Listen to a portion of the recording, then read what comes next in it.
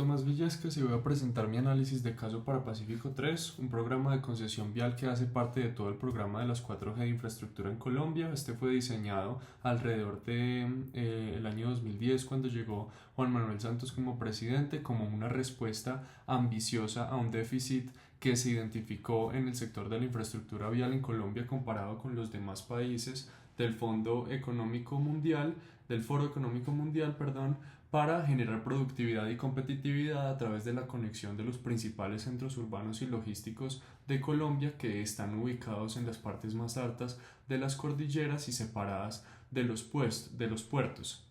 Este programa buscaba atraer a más de 17.000 millones de dólares del sector privado para construir y mejorar más de 8.100 kilómetros de carretera bajo una modalidad de esquemas de asociación público-privada. Pacífico 3 fue uno de los primeros 9 proyectos en salir a licitación, por lo cual fue pionero en muchas de las características que después trajo el programa. Este análisis que voy a presentar responde a 6 de las 7 preguntas identificadas en el parcial, todas menos la pregunta número 6. Entonces comencemos con la primera, que es explicar la forma en la que se estructura financieramente un proyecto típico de las APPs. Para comenzar, primero hay que explicar que una APP es distinto a una obra pública en que es todo un modelo financiero completo. El Estado colombiano no tiene presupuesto para pagar los 887 millones de dólares que cuesta Pacífico 3, entonces firma un contrato que va de los 25 a los 29 años con un consorcio privado que en este caso está conformado por la constructora de Mario Huertas Cote Ingeniería, MECO y El Cóndor, y se crea una empresa de propósito especial que va solamente para este proyecto, por lo cual los accionistas no están arrastrados a los problemas financieros del proyecto en particular, y los bancos pueden prestar el dinero sabiendo exactamente cuáles son los activos y los flujos que van a respaldar la deuda del contratista. Este esquema de financiación trae entonces unas fuentes que vienen, por ejemplo, del capital privado de los contratistas, de unos bonos que se emiten alrededor del proyecto, de la banca multilateral que trae también unos créditos, y del recaudo a través de los peajes todo en el proyecto, y unos usos en donde se invierten estos pagos, que incluye el EPC, que son todos los costos de construcción, los intereses de la deuda, la amortización y los costos de operación y mantenimiento. Se vincula la banca internacional y todo un esquema institucional nuevo para alrededor de los contratistas, que incluye la Agencia Nacional de Infraestructura, la Financiera de Desarrollo Nacional y los contratistas. Hay una cascada de pago en donde todo el flujo de caja que queda disponible para el servicio de la deuda, el CFADS, primero va al pago de la deuda senior, que son los bonos, luego al pago de los intereses de la deuda y los préstamos bancarios, la amortización del capital de la deuda, y finalmente la plata que sobre van en forma de dividendos para el concesionario. Este es el cuadro entonces de fuentes y uso. De un lado está en qué se gasta el dinero, acá a la derecha, que es EPC, es decir, Engineering, Procurement y Construction, que es todo el costo de la construcción física. Luego están los intereses que se acumulan durante el periodo de la construcción, porque el proyecto empieza a deber intereses desde el primer momento, aunque la vía todavía no esté operando, y 67 mil millones de dólares, 77 millones de dólares, en gastos operativos durante la construcción. Esto suma 812 millones de dólares. Acá hay una pequeña discrepancia con lo que se presentaba en el texto de 887 millones, lo mismo con las fuentes visibles, que son el capital de los contratistas, los préstamos bancarios, los peajes, la reinversión de los ingresos que genera el proyecto, y el componente más importante, que son los bonos serie A, que son en dólares, y los bonos serie B, que son en unidades de valor real asociados al peso colombiano, que se emiten especialmente para este proyecto. Así, entonces tenemos unos componentes de la estructuración financiera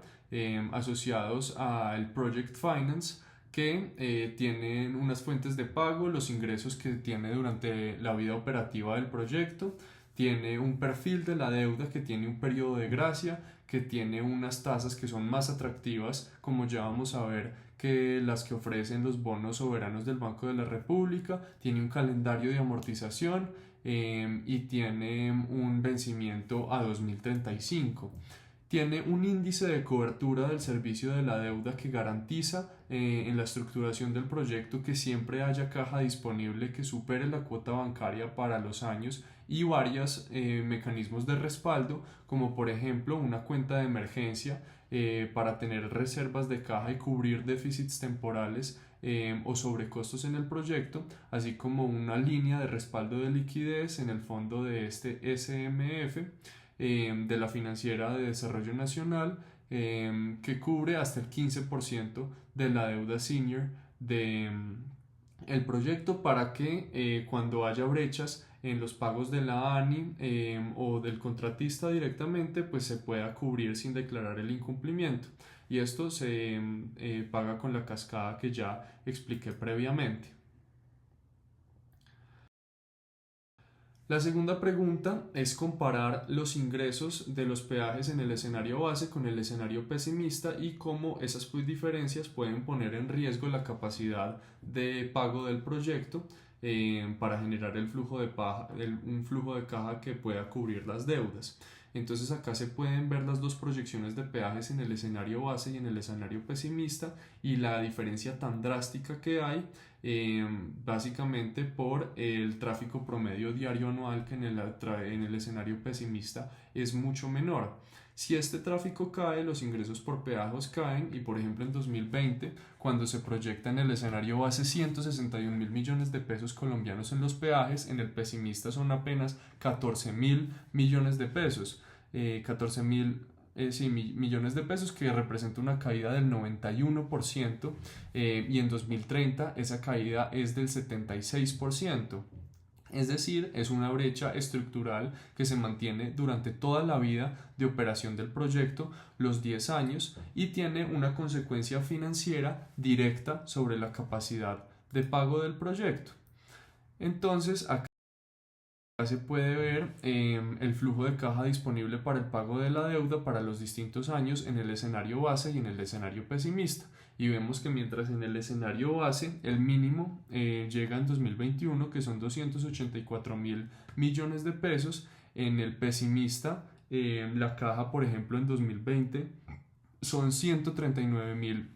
millones de pesos, mientras que la cuota de la deuda para ese año son 335.000 millones de pesos entre intereses y capital, es decir, el índice de cobertura cae a 0.6 y el proyecto entra en un riesgo de incumplimiento sin los aportes del Estado, y por eso es importante, como ya vamos a ver más adelante, los mecanismos salvavidas que hay, que son esta línea del SMF que ofrece la Financiera de Desarrollo Nacional, el diferencial de recaudo que ofrece la ANI, para impedir que efectivamente haya riesgo de incumplimiento del contratista con la deuda. Para explicar entonces la cadena de transmisión del riesgo, si caen el tráfico promedio diario de la carretera,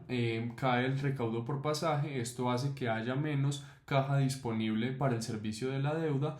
disminuye por debajo de 1 el índice de cubrimiento y esto puede producir un default. Entonces hay unos mecanismos, como explicaba, que vienen en formas de unas garantías de la ANI cuando no se cumple ese tráfico promedio diario anual proyectado en el estudio de ingeniería de transporte, en forma de unos diferenciales de recaudo. Está la línea del Subordinate Multipurpose Facility de la FDN, está esta cuenta de reserva, y están los bonos también que se emiten en pesos en unidad de valor real para cubrir esos déficits de caja.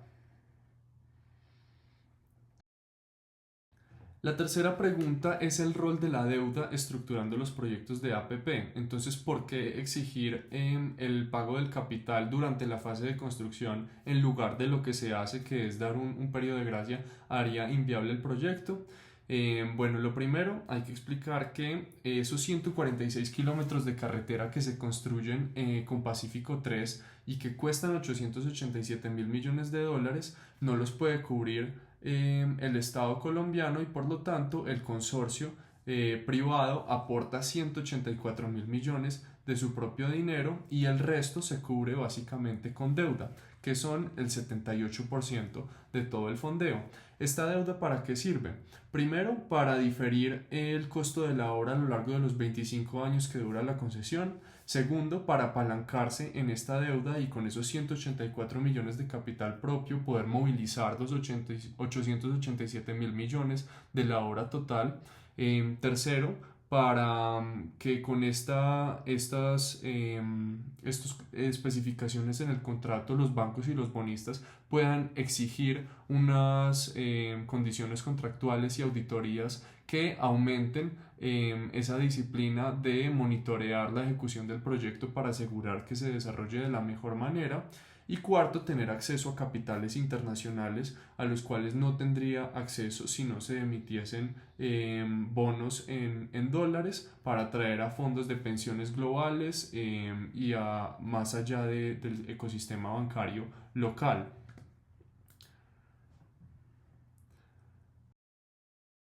Y acá entonces vamos a ver el contrafactual de qué es lo que pasaría si se empieza a cobrar la deuda desde el comienzo y no se da el periodo de gracia. Acá se puede ver en esta gráfica que durante los primeros años el servicio de la deuda contrafactual sin el periodo de gracia pues está por encima de el capital y el flujo de caja disponible para el servicio de la deuda, especialmente en 2017 la brecha es pues más visible, también en 2018 y en 2029, y en esta tabla pues se puede ver de manera más clara que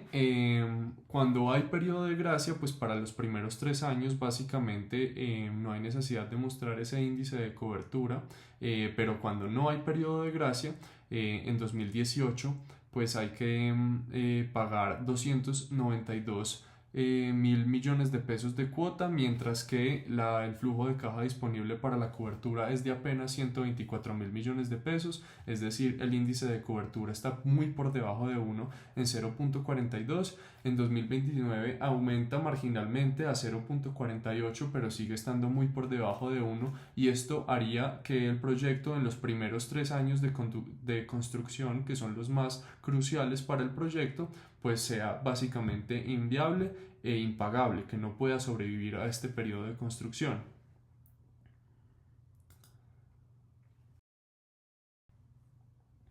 Y para finalizar de explicar el rol de la deuda en el proyecto, vamos a explicar brevemente la estructura de la deuda. Se generaron entonces pues 3 mecanismos de deuda, 2 tipos de bonos y algunos préstamos bancarios. Primero los bonos Serie A por 272 mil millones de dólares a una tasa de 8.25% anual y están denominados en dólares directamente. Solo pagan intereses hasta 2022, que va el periodo de gracia, y empiezan a devolver capital hasta el vencimiento en 2035. Los bonos Serie B por 192 mil millones de dólares, pero denominados en pesos colombianos, en estas unidades de valor real que son ajustadas diariamente por inflación, pagan el 7% anual más la inflación que tiene la VR, tienen un periodo de gracia todavía más largo hasta 2028 básicamente protege a los bonistas colombianos en el sentido que si la inflación sube, pues el valor de su inversión se ajusta automáticamente todos los días. Y los préstamos bancarios de Bancolombia, Itaú, UPLI, que suman 233 mil millones de dólares a tasa variable, también con un periodo de gracia durante la construcción, que entran a complementar esos dos bonos que se emiten. Y para dar un poco de contexto, el bono soberano en ese momento a 10 años tenía una tasa de 6.5% anual, es decir, 175 puntos básicos o 1.75% por debajo del spread de Pacífico 3, lo cual pues básicamente premia el riesgo de la inversión en la infraestructura y la concesión y ayuda a atraer el capital privado. Y es importante pues destacar que existen todos estos mecanismos de seguridad en forma de la garantía de liquidez de la Financiera de Desarrollo Nacional, de los diferenciales de recaudo de la ANI y en general el marco contractual del programa 4G que hacía la inversión atractiva para el proyecto de Pacífico 3. Ahora vamos a ver la cuarta pregunta, que es cómo el esquema de unidades funcionales representa una solución al problema de dejar el proyecto completamente inconcluso al condicionar el pago a la entrega de la obra. Entonces, para dar un poco de contexto histórico, en las primeras tres concesiones de primera, segunda y tercera generación en Colombia, el Estado pagaba por hitos constructivos, es decir, el contratista podría cobrarle al Estado cuando terminaba el diseño, cuando excavaba el terreno, cuando tendía el afirmado, podía cobrar pagos sin que la carretera estuviera operando ni sirviendo al usuario. Entonces, si el proyecto tenía problemas, el contratista que ya había cobrado podía dejar la obra inconclusa y generaba obras costosas que no solamente eran costosas por una obra abandonada, sino también por el costo político de tener un elefante blanco con una inversión en infraestructura tan grande. El programa en 4G cambia la lógica con las unidades funcionales, que son tramos de carretera que tienen sentidos pues por ellos mismos y que se pueden construir y abrir al público y operar para servir al usuario. Y entonces el Estado solamente paga cuando este tramo está construido, abierto y funcionando con unos indicadores además de calidad que establece el Estado. Si la unidad funcional no está lista o no cumple con los estándares, pues el concesionario no recibe el dinero del Estado y esto obliga al concesionario a financiar primero pues con el capital propio y con la deuda y luego ya después cuando hay una obra funcionando recibir los aportes del Estado. Entonces acá podemos ver las 5 unidades funcionales del proyecto de Pacífico 3 que van de la Virginia a Asia, hay una que va de la variante de Tesalia para conectar Caldas con Risaralda, está la unidad de la Manuela Irra, de Irra a la Felisa y de la Felisa a la Pintada, en donde el proyecto conecta en el norte con Pacífico 2 hasta Bolombolo y Pacífico 1 de Bolombolo a Caldas para conectar con Medellín. Son 111 kilómetros de mejora de la vía más 35 kilómetros de vía nueva, incluyendo túneles inmensos como el túnel de Tesalia o como el túnel de Irra a la Felisa y 79 puentes, todo con una velocidad de diseño de 80 kilómetros por hora. Y acá se puede ver la prueba del mecanismo en donde primero pues hay una inversión del concesionario con el capital propio y con la deuda de los bonos y de los préstamos bancarios y solamente a partir de 2020 empiezan a ser significativos los aportes de FBAs o de las vigencias futuras del Estado al contratista cuando la obra ya debe estar operando y se han entregado las unidades funcionales con los requisitos que establece el Estado en un principio. La quinta pregunta es con el escenario pesimista, cómo la entrada de dinero de rescate del gobierno junto con el índice de cobertura puede ser suficiente para rescatar el proyecto y por qué el Estado debería estar obligado pues a rescatarlo. Entonces acá se puede ver en el escenario pesimista donde estarían los pagos del diferencial del recaudo de la ANI que son en 2022, 2024, 2027 y 2029 pues se puede ver que son pagos significativos de hasta 806.000 millones de pesos. Acá entonces se puede ver el indicador de cubrimiento de la deuda para los años en los que el proyecto pues está en operación en el caso del modelo pesimista con estos pagos de diferencial de recaudo. Entonces si uno mira los años en donde no hay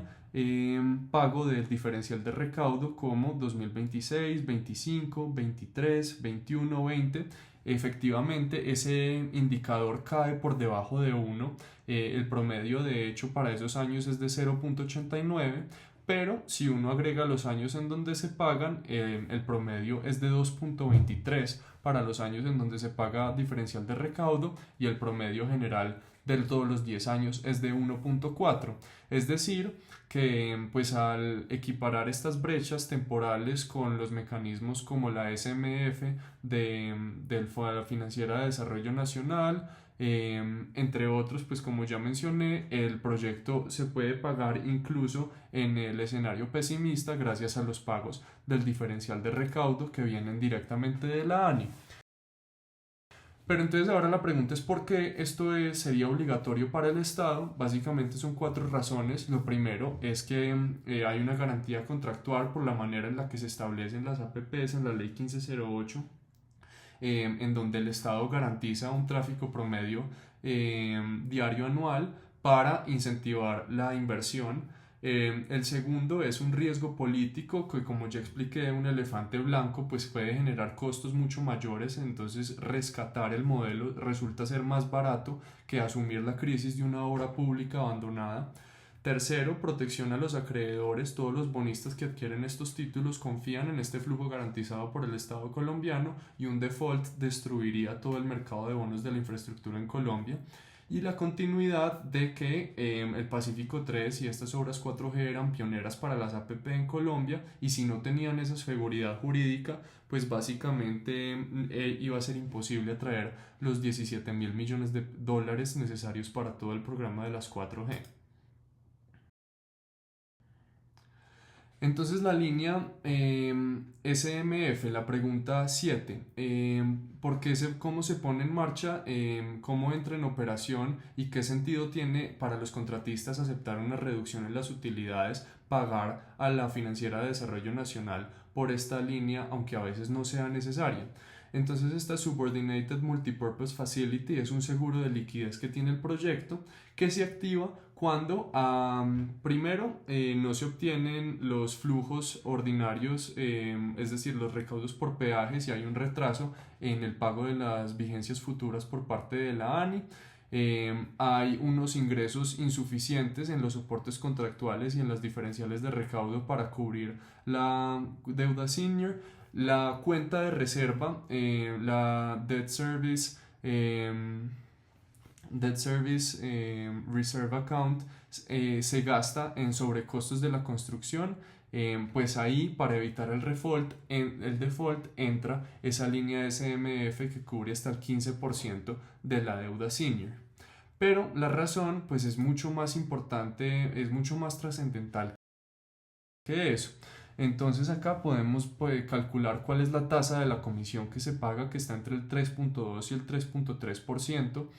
Para los escenarios podemos ver cuál es el cupo disponible que hay en esta línea, que empieza a bajar a partir de 2022, en donde se empiezan a pagar los intereses de los créditos y de los bonos que había explicado pues anteriormente. Entonces ese 15% va disminuyendo, y el promedio de lo que se paga entre 2016 y 2030 son 11.000 millones de pesos al año en el commitment fee para acceder a la línea del SMF. Para acceder a un cupo que, como expliqué, es el 15%, que son 346.000 millones de pesos en 2016. Entonces, en total tenemos que cuesta 11.000 millones de pesos al año,